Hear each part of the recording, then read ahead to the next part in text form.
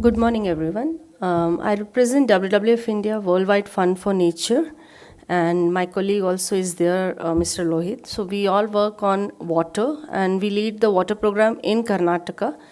And with water program, we are looking at different catchments and the wetlands, different typologies. It can be urban, it can be peri-urban, and also rural and mangrove coastal wetlands. So we are looking at different aspects of that. But today I will be talking more about the Arkavathi River restoration, the process, and what we are trying to do and trying to achieve. So I just want to take you through that. So before that, I just want to talk about little about Arkavathi River and its basin. Many of you know about that, but few of you who don't know, so I would like to take you through that. So Arkavathi River is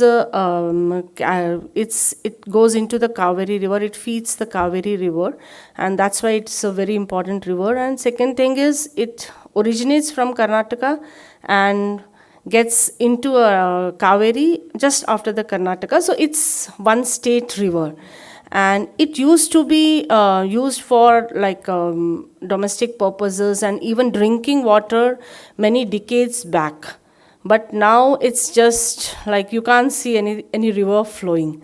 So what we did, if you have been to Nandi Hills, if many of you who are not from Karnataka or Bangalore, if you had been to Nandi Hills, so if you come down, you will see a Arkavathi origin place. So that's where the Arkavathi originates, and it passes through Dodbalapura. It's in Bangalore rural district, and comes and touches little bit of Bangalore city, and goes back out of Bangalore or Karnataka from Mandya. So that's how it flows.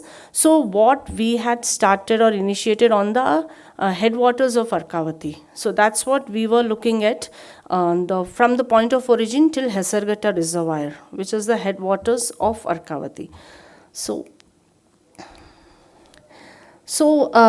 what we have envisaged is like, so if you see again in the headwaters of Arkavathi, the river doesn't flow like a river.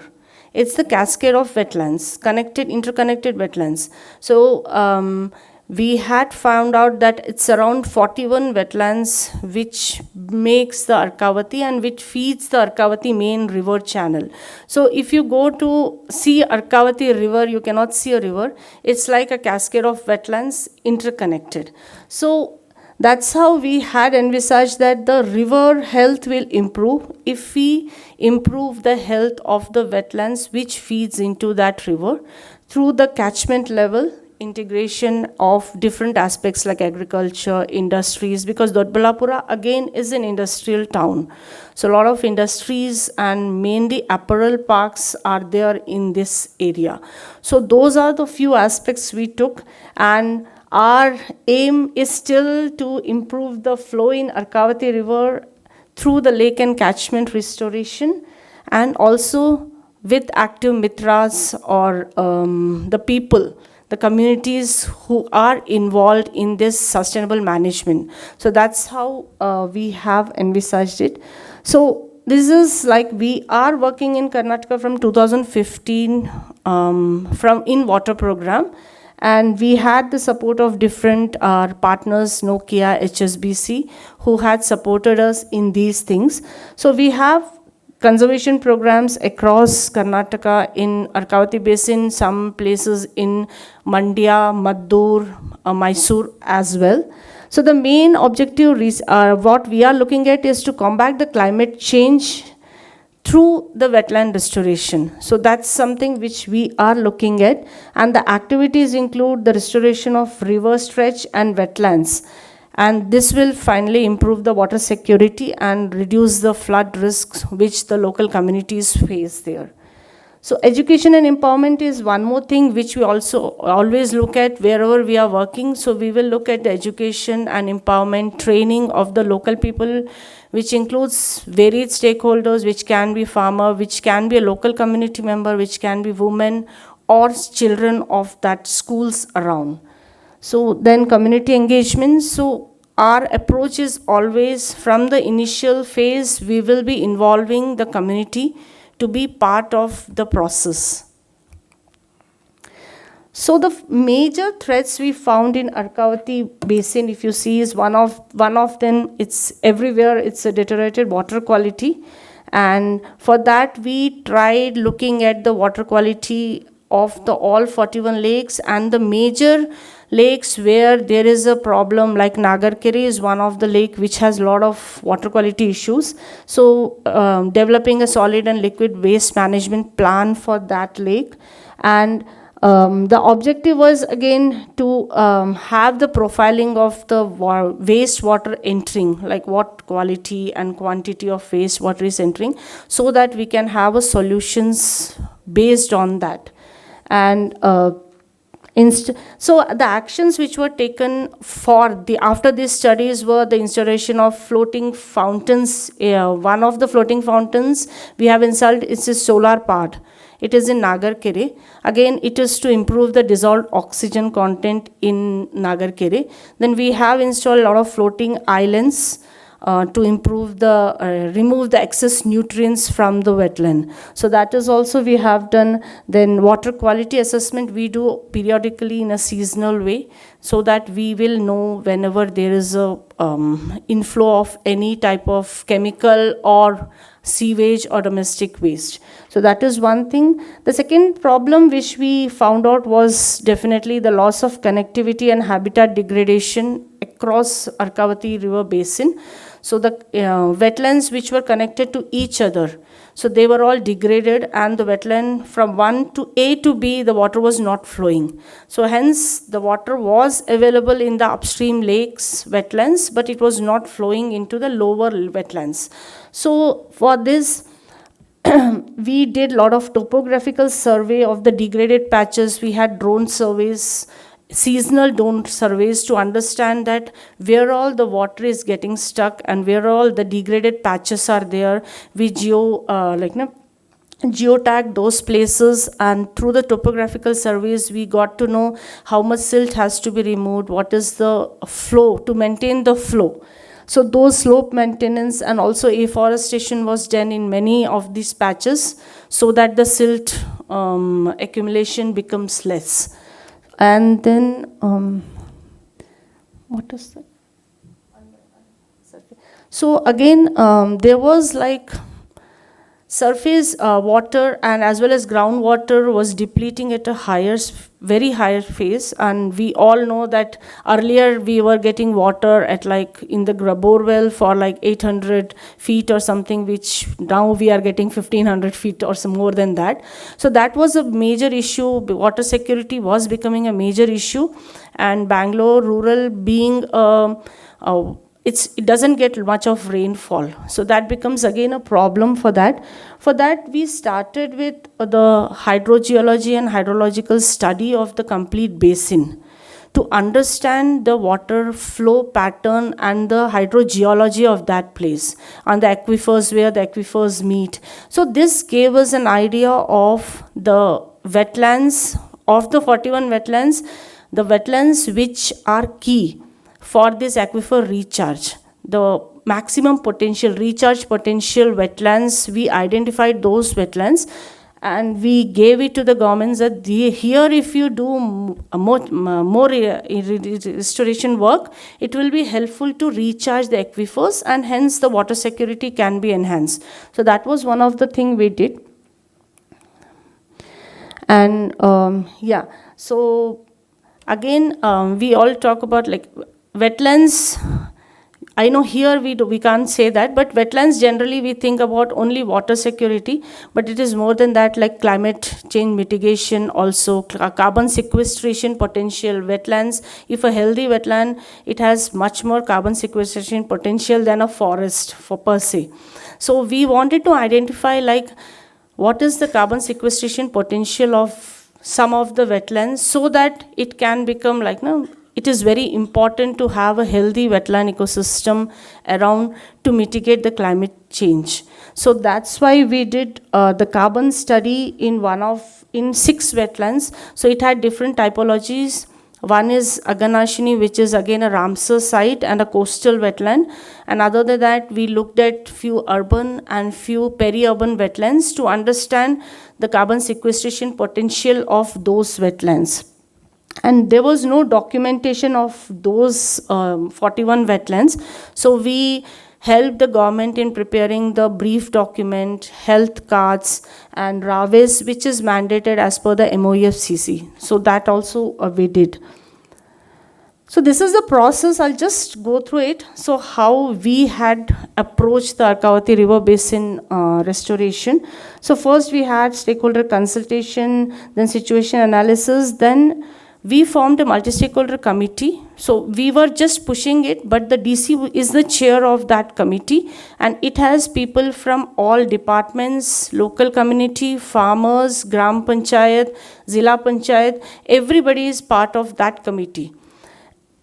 Then we had done studies which we just spoke about for identifying issues and developing the action points, like actionable strategies which can be developed. And then there was a rejuvenation plan prepared, which was with collaboration with all the people there. Even catchment surveys, water quality, everything was done with the community, with the local multi-stakeholder committee. And the plan was finalized in consultation with the stakeholders, that committee. The DC gave his own comments that we can change something, we can do this way, because they are the local people and they know the landscape much better than what we understand. Then the on-ground restoration activities were taken place, and then monitoring of those on-ground activities was done by the local community, because they were the people who said, no, this is wrong, you have to go little this side for the channel to actually connect, the water flows from this side and not this side. So these are the people who actually know much more than what we think we know. So those people were always there on ground and helping us to really take it forward. And then after this restoration, many of these wetlands which were restored like 4 years back, which were handed over to the multi-stakeholder committee, and they are taking care of it because they have now a sense of ownership, because they are in this process from the beginning. So they feel that it's my lake or my wetland and I'm getting benefited from this, because they are seeing the benefits of this, because there are a lot of borewells are recharged, their water table has increased. So those things, they are seeing that benefit and now they are part of it and they are owning that thing. Then efficacy also we do regularly, and then I'll talk about the visible impacts. This is finally leading to the community resilience. So these are the major activities which we did. I spoke about it, I'm not talking about it again. So where the collective actions came. So I spoke about it, but I'll just talk about it again. First was the multi-stakeholder committee which was formed. Okay, that was a collective action and which gave everyone, empowered everyone to take up the ownership. And the second thing is the restoration efforts, they were monitoring the wetland health assessment. We have trained them to do the wetland health assessment of all the lakes in the basin, and they do it regularly. If they find any issue in that, they will report it to the line government department that there is more of nitrate or more of phosphate in the lake water from last month. So there is some issue there. So that way they have become more aware of it. And biodiversity and catchment surveys, they are again part of it.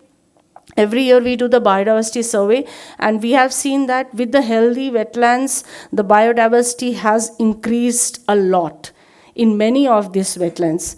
And awareness programs, water school programs, which we do it in all the locations, which is helping people, even the students, to understand the importance of having a wetland or a healthy wetland which will benefit them in the future. And yeah.